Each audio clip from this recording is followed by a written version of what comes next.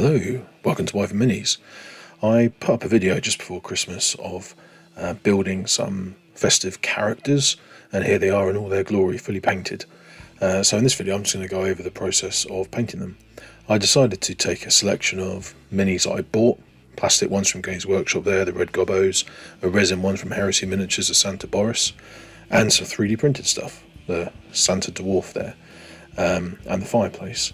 I wanted to take a few different STLs from different places and combine them together to see if I could make something that looked as cool as the models that you buy normally. And I think it worked out pretty nicely. So I started off with a nice Zenithal Prime. This is kind of to get a base for the Slapchop type method that I was going to be primarily using. I sprayed them black, then sprayed them lightly with grey, and then more lightly with Wraithbone. That gets a nice bit of sort of shading in the recesses before you start putting on the washes and contrast paints and things like that. Basically the same sort of effect you get if you dry brushed over the top of black, but a bit quicker with a spray paint. So I used Fire Slayer flesh for the flesh on Boris and the Santa Dwarf. I thought that would be a really nice kind of ruddy base to them, and keeping the number of paints I'm using kind of limited, because I'm kind of approaching this like a batch painting a regiment. Even though the models themselves are very diverse, I wanted to try and do them nice and quickly, so it's using the same colour on multiple models, doing the same bits here and there, so starting off with the same flesh tone is a good way to do that. So this is obviously a contrast paint, which will go into the recesses, give really nice definition on all those bulging muscles. For the goblins and grots, I used a shade paint, coke green, which is not exactly the same as a contrast, but it will do a similar sort of job and actually has quite a nice effect over this sort of base coat. You get quite a pale goblin colour, which is distinct from orc skin, which I quite like, and actually just doing the shade over the top works pretty well. For all the red bits on their cloaks, I decided to use the contrast Flesh Tearers red, because it's a nice kind of warm red colour, and it felt, despite the name, felt kind of festive, so that's what I went for. Now what I found interesting is that contrast paints actually work very well in a wet palette. That's something that I found from one of Peach's videos on the painting phase. I used to think that wasn't going to work because you're supposed to buy the contrast medium to thin the paint, but actually you can thin it with a small amount of water and you can put it on a wet palette, which was a pleasant surprise, because using the wet palette really helps to keep those colours moist and usable, so you can kind of come back and do more bits of them if you forget a bit here and there. I find Agros Dunes a pretty good colour for sackcloth, so I used that on both Boris's sack and the one that I printed out for Santa Dwarf. Used different coloured brown for the patch that he'd put onto the sack, because I thought that looked quite good. He's the Santa Dwarf going through some grimdark battlefield of the 41st millennium, might have had a bit of damage to his sack, so he's patched it up with whatever he can find, which I think is quite a nice little narrative kind of story. There's lots of different browns that you can use in the contrast paint range or the speed paint range or the Vallejo equivalent. I can't remember what that's called. Express colour, is it? Anyway, there's loads of different browns you can use, so it's quite nice to mix it up, I think, depending on whether you're doing straps or boots or sacks or whatever it might be. I really like the base that I printed out for this Santa Dwarf. I wanted to paint it up so it was industrial rubble kind of vibe, but I didn't want it to be just grey, so I mixed up a sort of purplish grey colour, just a little bit of purple, bit of grey, a little bit of water, all contrast paints, and then slapped that all over it, and I thought that came out really nicely. It's just got that little kind of warm purplishness to it, which looks quite cool. On some of the broken edges I just put straight grey on it, so it kind of gives a little bit of a difference in how it looks, which I think is quite a cool effect. I focused a bit more on this dwarf because I was painting him up for a local painting competition at a local friendly gaming store, so I kind of stopped doing the batch painting method at this point and focused just on getting him done as quickly as I could. I mean, I didn't get anywhere in the competition, not that I'm bitter or anything, but I'm happy with the finish, especially with the amount of time that I spent on it. This was a very, very quick model, not a lot of time spent at all, got it all done in a few hours, from start to finish really, so I'm pleased with that as it goes. I moved on to the fireplace scene next. and I wanted to make the tiles kind of blue. I decided to try and avoid doing grey flagstones because I wanted it to be a bit more interesting. I went for a fairly light blue colour because I knew I was going to darken it down with a wash later on, and thinned it down quite a bit. Again, this was a contrast paint thinned down with a bit of water, which worked really well. As I mentioned in the previous video, when I was building this base, I used 3 different bits of tiled plastic, and I couldn't quite get them to match up perfectly, so I decided to make a feature of the centre bit. So later on you'll see the centre bit of the tiles will be a different colour, so it looks like it's an intentional different colour applied by the architect of this dungeon. I use the same purpley grey colour as the Santa Dwarf's base for the fireplace to give it a kind of dark, dungeony feel. I figure that maybe Santa Boris is delivering presents to some sort of kobold or goblin or something, maybe living in a dungeon, maybe just an old castle, I don't know. So when building and painting pieces like this, I always think it's nice to have a bit of a narrative behind it. Who are you building it for? Who's living in this dungeon? Who would live in a dungeon like this? So although I was going for kind of a fairly dingy sort of feel on it, I wanted to make the decorations pop a little bit. Somebody's excited about Christmas and about what Santa Boris is going to bring them. So a nice kind of vibrant green contrast paint for the tree and for the runner of greenery along the top of the fireplace. Very bright bile red for the stockings to make them pop from that fireplace, and use that on the presents as well. And for the presents, I like trying to use different colours. I mean, if you were going to wrap presents like this, you'd be a madman. But for painting, it looks quite nice, I think, to have different coloured presents, different coloured ribbons, mixing it up a little bit, rather than going all uniform. I mean, obviously, if you're wrapping your own presents, you'd go more uniform, wouldn't you? Because you wouldn't want to buy all the different paper. But we're just painting them, so it's fine. But what I found was especially exciting was the baubles, because I've got the technical paint Soulstone Blue. I painted the baubles with a bit of bright silver and then put that Soulstone Blue paint over the top. It really makes them shine and pop in a really lovely way. So I was really pleased with that. I had thought about doing all different colour baubles, and I know that Games Workshop have got another couple of technical paints that are similar, but I've only got the blue one, so I used that. And actually, keeping that palette down made it work really well. The tree has just got the yellow ribbon, the pink bows and the blue baubles, and I think that actually works really well. I then went ahead and did a little bit of highlighting on the green especially, and some of the elements on the tree. So what I think is important here is I'd use contrast paints primarily, so it's sort of mostly a Slapchop type method, but then I went to get some layer paints. I think it was moot green I was using here, I can't remember exactly, might be an Auric Flash. But I used a couple of different lighter tones just to highlight it like you would conventionally, the more heavy metal type highlighting. And that's, I think, an important thing to remember, is that contrast paints are really useful and a great tool, but just because you've started off using contrast paints, you don't have to carry on using them. You can highlight them like this, and you can put washes over the top. You can put another contrast over another contrast, which give you different effects. They're just another paint, just another thing to do. It's not a completely different way of painting.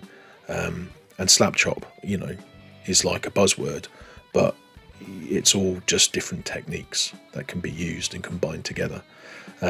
Here I wanted to get more highlights onto the tree, because it's all about creating depth of shadows and highlights and that kind of stuff, all creating the contrast in the light.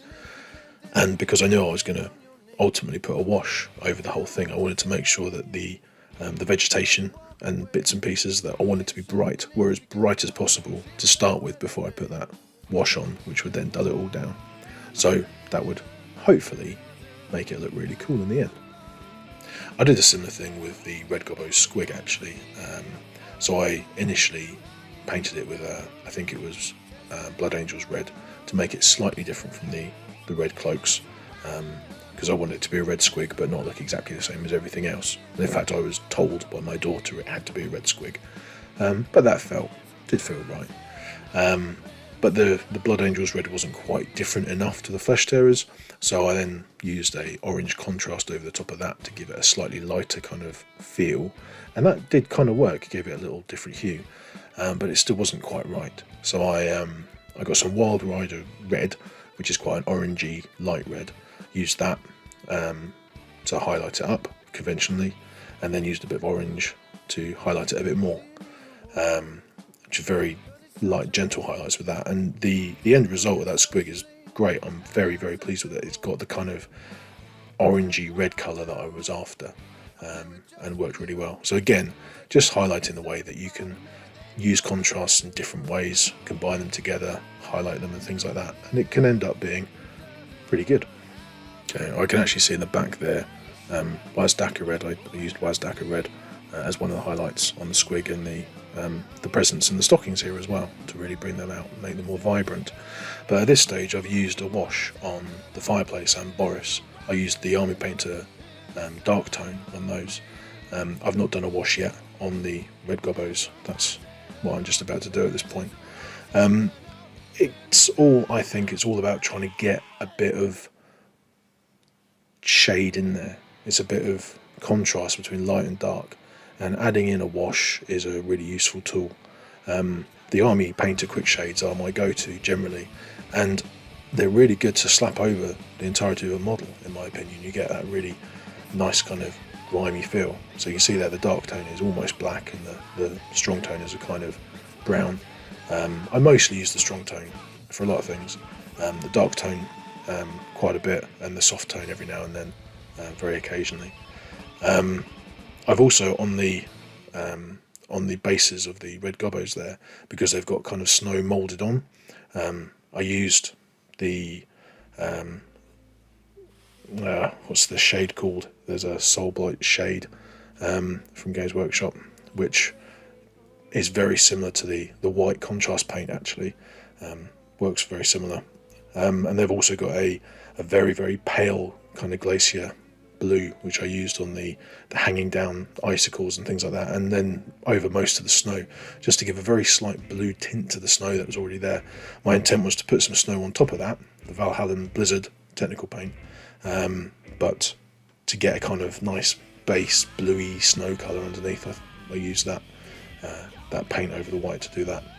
But the shading, so you can obviously just use contrast paints and do Slapchop straight up as it is.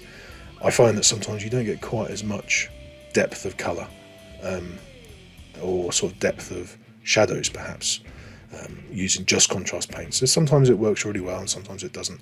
Perhaps it would work better if I had a bit more black in the background and did a lighter dry brush instead of doing the Zenithal spraying that I use. But I have tried that in the past, and sometimes if you've got too much black, the contrast paint just doesn't sit over it, doesn't work very well.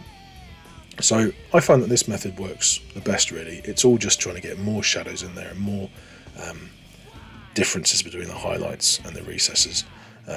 So if you're using the contrast paints, that gives you a good sort of starting point, especially when it's over a kind of zenithal prime like I did.